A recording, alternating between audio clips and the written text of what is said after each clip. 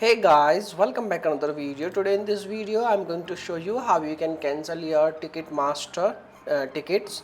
All official ways, all methods you can see on your screen. So let's get started. Cancel a Ticketmaster ticket online.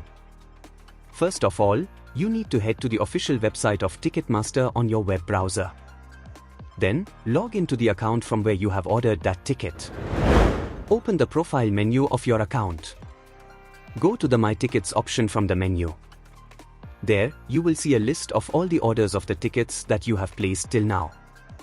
Look for the order that you would like to cancel and select it.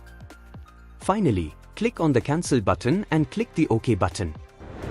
As you follow the steps provided above, your ticket order that you had placed on Ticketmaster shall be terminated.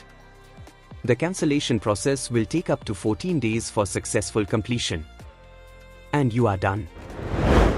Dear friends, by using this method you can easily cancel your Ticketmaster tickets, and hope you like this video. If you have any questions you can make a comment. I will reply you very soon. Thanks for watching this video. Bye bye.